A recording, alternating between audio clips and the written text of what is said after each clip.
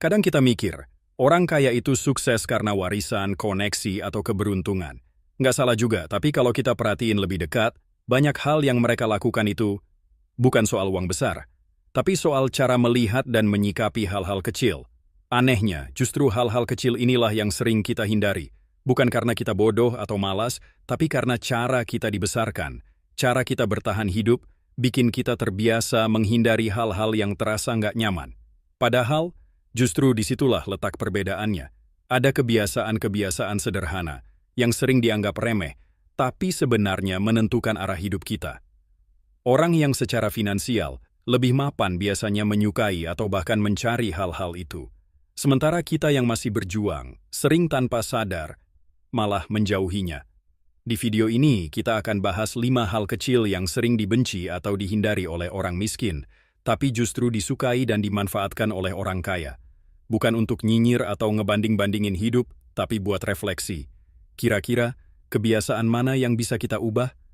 Karena siapa tahu, perubahan besar dalam hidup kita justru dimulai dari cara kita memperlakukan hal-hal kecil.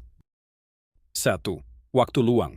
Dihindari oleh orang miskin, dicari oleh orang kaya. Pernah nggak sih kita merasa bersalah kalau diam sebentar? Nggak ngapa-ngapain. Rebah bentar di kasur, buka jendela, atau cuma duduk sambil ngeliatin langit sore.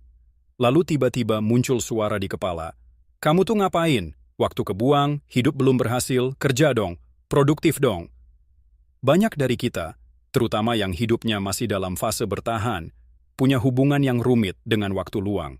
Kita anggap waktu kosong itu dosa. Seolah-olah kalau kita nggak bergerak, hidup kita akan gagal total. Akhirnya, kita terus bergerak, tapi bukan karena punya arah, melainkan karena takut berhenti. Yang menarik, di sisi lain, orang-orang yang sudah mapan secara finansial justru mengejar waktu luang. Bukan karena mereka malas, tapi karena mereka tahu, waktu kosong itu bukan waktu yang hilang, tapi waktu untuk berpikir, untuk mengendap, untuk melihat ulang arah. Bahkan di banyak buku biografi orang-orang sukses, mereka justru punya kebiasaan doing nothing, menikmati pagi dengan jalan kaki, menulis jurnal, duduk tenang tanpa distraksi. Bedanya bukan di siapa yang lebih rajin, tapi siapa yang berani memberi jeda. Kita sering terjebak dalam rutinitas tanpa ruang. Bangun, kerja, tidur, ulangi. Karena memang realitas hidup kadang menuntut seperti itu. Tapi kalau kita terus menolak waktu kosong, kita juga menolak kemungkinan untuk menemukan hal baru, ide, peluang, atau bahkan makna dari semua yang kita jalani. Orang kaya tahu bahwa ide bisnis yang bagus, strategi besar, bahkan keputusan hidup yang penting, seringkali lahir bukan di tengah kesibukan, tapi di tengah keheningan. Karena otak kita butuh ruang untuk mengolah, bukan hanya menerima. Jadi mungkin pertanyaannya bukan lagi, kita cukup sibuk atau tidak, tapi lebih ke, apakah kita menyisakan ruang untuk berpikir? Dan bukan berarti waktu luang hanya milik orang yang sudah mapan. Siapapun bisa mulai dengan 5 menit diam tanpa HP, 10 menit tanpa gangguan. Kadang perubahan besar dimulai dari keberanian untuk berhenti sejenak. 2. Kritik dan umpan balik. Dianggap serangan padahal bisa jadi jalan pintas ke kemajuan. Kita tumbuh di lingkungan yang sering kali menganggap kritik sebagai bentuk serangan. Saat ada yang kasih masukan, respons otomatis kita bisa jadi defensif. Dia siapa sih? Ngatur-ngatur? Atau enak aja ngomong, coba dia yang di posisi kita. Wajar. Karena dari kecil banyak dari kita diajarkan bahwa nilai jelek sama dengan kegagalan, kritik sama dengan malu. Jadinya, waktu kita besar, kita tumbuh jadi pribadi yang alergi terhadap koreksi.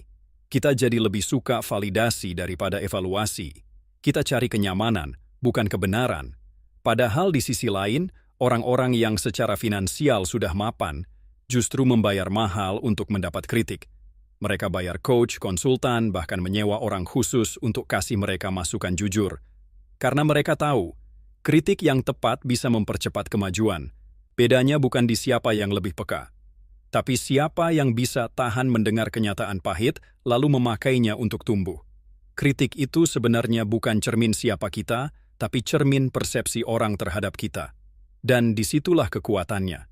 Kita bisa mengabaikan yang enggak perlu, tapi bisa juga memanfaatkan yang berguna. Kita bisa belajar sesuatu yang selama ini kita enggak lihat sendiri. Tapi ya, memang enggak enak. rasanya seperti dicubit ego kita, tapi justru itu yang bikin kita tumbuh. Karena kenyamanan jarang melahirkan terobosan, sedangkan kritik, meski nggak nyaman, seringkali membuka jalan yang sebelumnya kita anggap buntu. Masalahnya, kadang kita lebih milih pujian palsu yang bikin tenang daripada kritik jujur yang bikin sadar.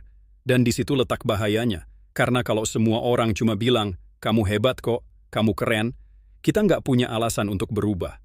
Kita mandek di zona nyaman yang kelihatannya aman, tapi sebenarnya pelan-pelan membuat kita tertinggal. Kita butuh membiasakan diri untuk mendengar yang nggak enak, supaya suatu hari nanti kita bisa tahan menghadapi kenyataan yang lebih besar. Dan saat kita bisa berdamai dengan kritik, kita bukan hanya tumbuh secara pribadi, tapi juga membuka lebih banyak pintu peluang. Kritik itu kayak obat pahit, bukan buat menyakiti, tapi buat menyembuhkan. 3. Risiko kecil. Ditakuti. Banyak orang, tapi justru jadi ladang belajar buat orang kaya. Banyak dari kita tumbuh dengan narasi, jangan ambil risiko. Kita diajari untuk main aman, pilih yang pasti-pasti aja. Jangan coba-coba, jangan buang waktu dan uang untuk sesuatu yang belum jelas hasilnya. Niatnya baik, supaya kita nggak jatuh, nggak rugi. Tapi lama-lama, kebiasaan itu bikin kita takut mencoba.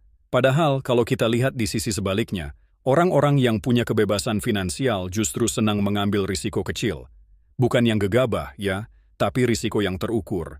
Mereka coba hal baru walau belum tentu berhasil. Mereka investasi di ide kecil, produk baru, eksperimen-eksperimen yang kadang terlihat remeh di awal. Kenapa? Karena mereka tahu, gagal kecil itu jauh lebih murah daripada gagal besar. Orang kaya berani rugi 100.000 hari ini demi belajar, daripada rugi 100 juta nanti karena nggak pernah mencoba apa-apa. Kita seringkali terlalu fokus ke apa yang bisa hilang, sampai lupa mempertimbangkan apa yang bisa didapat. Kita takut rugi, tapi jarang mikir soal potensi untung. Padahal, semua orang yang berhasil itu pernah gagal. Tapi mereka belajar cepat karena mereka ambil risiko saat taruhannya masih kecil. Contohnya begini, ada orang yang pengen mulai bisnis, tapi takut banget kalau nanti gagal. Akhirnya nggak pernah mulai. Padahal, bisa aja mulai dari hal kecil, jualan online skala rumahan, belajar dari hasilnya, baru nanti bertahap. Tapi, karena ketakutan itu lebih besar dari rasa penasaran, semuanya berhenti di kepala. Sementara di dunia yang satu lagi, trial and error itu dianggap proses biasa. Bahkan dirayakan. Gagal bukan aib, tapi data. Setiap kesalahan itu pelajaran yang bisa dipakai buat eksperimen berikutnya. Jadi sebenarnya, bukan soal kita berani ambil risiko besar atau enggak, tapi soal apa kita berani gagal dalam hal kecil. Karena dari situlah kita bisa tumbuh, membangun intuisi, dan melatih keberanian. Kalau kita selalu main aman, kita mungkin aman, tapi di tempat yang sama. Nggak maju, nggak berkembang, dan itu lebih berbahaya dari kegagalan kecil. 4. Beli mahal sekali, pakai lama. Cara pandang jangka panjang yang sering diabaikan. Salah satu kebiasaan kecil yang sering kita lakukan, dan nggak kita sadari efek jangka panjangnya, adalah memilih barang karena harganya murah. Sepatu murah, baju murah, alat kerja murah, rasanya hemat, nggak keluar banyak uang. Tapi, dalam jangka panjang, bisa jadi justru itu yang bikin kita lebih boros. Kita beli sepatu 150.000, 2 bulan rusak. Beli lagi, rusak lagi. Dalam setahun, kita udah beli 3 atau 4 kali. Totalnya, bisa lebih mahal dari satu pasang sepatu bagus yang tahan 2 tahun. Sementara di sisi lain, orang-orang yang udah mapan secara finansial punya cara pandang yang berbeda. Mereka lebih rela keluar uang lebih banyak di awal untuk sesuatu yang tahan lama dan berkualitas. Mereka ngerti bahwa investasi bukan cuma di aset besar, tapi juga di barang kecil yang kita pakai setiap hari. Kenapa bisa beda? Karena perbedaan cara berpikir soal waktu. Banyak dari kita terpaksa mikir jangka pendek karena realitas hidup. Uang terbatas, kebutuhan banyak, jadi harus ambil yang termurah. Wajar. Tapi kadang, kebiasaan itu terus ke bawah bahkan saat kita udah mulai punya pilihan. Sementara orang kaya melihat belanja bukan cuma soal harga, tapi soal nilai jangka panjang. Mereka mikir, apakah barang ini akan awet? Apakah nyaman dipakai bertahun-tahun? Apakah bisa menunjang kerja saya? Kalau jawabannya iya, maka harga tinggi itu dianggap masuk akal. Dan ini bukan cuma soal gaya hidup, tapi soal efisiensi dan kejelasan prioritas. Beli barang yang awet itu artinya kita nggak perlu repot mikir beli ulang. Artinya waktu dan tenaga kita bisa dipakai untuk hal lain yang lebih penting. Kalau kita terus kejebak beli murah berkali-kali, uang kita habis perlahan. Nggak kerasa, tapi nyata. Sementara beli sekali yang benar bisa jadi justru menghemat lebih banyak dalam jangka panjang. Jadi mungkin pertanyaannya adalah, apa yang benar-benar penting buat kita? Kalau suatu barang kita pakai setiap hari, kayak sepatu, kasur, laptop, kenapa nggak kita pilih yang terbaik yang bisa kita jangkau? Karena kadang, hemat itu bukan soal keluar uang sedikit, tapi soal keluar uang sekali, dengan bijak. 5. Membangun jaringan. Hal yang sering dianggap nggak perlu, padahal justru kunci banyak kesempatan. Banyak dari kita tumbuh dengan pola pikir, kalau kerja keras pasti kelihatan. Nggak usah cari muka, yang penting kualitas. Atau yang paling sering, saya nggak nyaman kenalan atau nawarin diri ke orang, kayaknya maksa banget. Padahal, dalam realitas dunia kerja dan bisnis, relasi itu separuh dari permainan. Dan ini bukan soal menjilat atau jadi orang yang basa-basi doang, tapi soal membangun koneksi, memperluas lingkaran, dan membuka peluang. Orang-orang yang sudah mapan secara finansial paham betul nilai dari jaringan. Mereka rutin hadir di acara, ngobrol santai dengan orang baru, dan jaga komunikasi bahkan dengan kenalan lama. Mereka sadar satu pertemuan bisa jadi pintu menuju proyek besar. Satu obrolan bisa jadi ide kolaborasi. Bahkan satu like atau komentar di media sosial bisa jadi awal dari peluang yang lebih luas. Sementara banyak dari kita yang mungkin masih berjuang, cenderung malu atau ragu untuk keluar dari lingkaran kecil. Kita takut dianggap caper. Takut dicuekin, takut ditolak. Jadinya main aman, temenan sama yang itu-itu aja, dan jarang mulai percakapan dengan orang baru, terutama yang terlihat lebih tinggi. Masalahnya, kalau kita cuma berinteraksi dengan orang yang selevel atau lebih nyaman, maka kita juga hanya akan bergerak di situ-situ aja. Padahal pertumbuhan butuh tantangan, butuh lingkungan baru, butuh perspektif berbeda. Yang lebih penting lagi, banyak peluang besar tidak diumumkan ke publik. Mereka beredar lewat percakapan pribadi, lewat obrolan informal, lewat orang dalam. Dan satu-satunya cara untuk bisa masuk ke percakapan itu, ya kita harus punya orangnya. Dan membangun jaringan itu nggak harus ikut seminar mahal atau masuk klub eksklusif. Bisa mulai dari hal kecil. Aktif di komunitas, bantu orang lain dulu tanpa pamrih, ngobrol dengan orang yang kita kagumi, atau bahkan sekadar memperkenalkan diri dengan sopan di DM. Karena seringkali, kesempatan datang bukan dari apa yang kita tahu, tapi dari siapa yang tahu kita.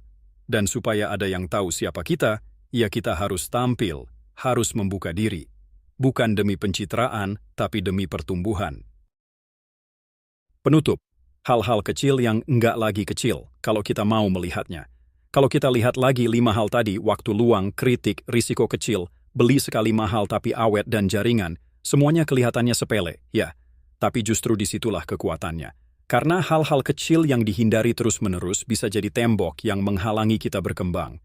Kita sering berpikir bahwa untuk jadi sukses, kita butuh satu lompatan besar. Tapi kenyataannya, perubahan besar itu seringkali datang dari perubahan cara kita melihat dan menyikapi hal-hal kecil. Yang dulunya kita anggap nggak penting, ternyata menyimpan kunci arah hidup. Dan ini bukan tentang membandingkan diri dengan orang kaya. Bukan soal mereka lebih baik dari kita, tapi soal cara berpikir.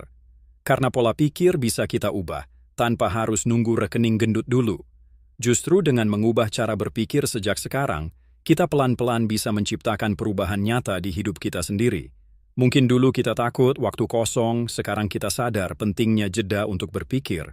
Mungkin dulu kita alergi kritik, sekarang kita mulai membuka telinga untuk tumbuh. Mungkin dulu kita selalu main aman, sekarang kita berani ambil risiko kecil untuk belajar. Mungkin dulu kita selalu cari yang paling murah, sekarang kita mulai mikir soal nilai jangka panjang. Dan mungkin dulu kita menutup diri dari orang baru. Sekarang kita mulai menyadari bahwa bertemu orang baru bisa membuka pintu kesempatan yang nggak kita duga. Semua ini dimulai dari keberanian untuk jujur melihat diri sendiri. Dari kesadaran bahwa mungkin selama ini kita terlalu sibuk bertahan, sampai lupa bahwa hidup juga soal bertumbuh. Jadi pertanyaannya sekarang, dari 5 hal tadi, mana yang paling sering kita hindari, dan apa yang bisa mulai kita ubah minggu ini. Karena kita nggak harus langsung berubah total hari ini juga. Tapi kita bisa mulai dari satu langkah kecil, satu kebiasaan, satu perubahan pola pikir. Yang penting, kita nggak terus-menerus menjauh dari hal-hal kecil yang justru bisa membawa kita ke perubahan besar. Dan kalau kita udah mulai sadar, berarti langkah pertama udah kita ambil.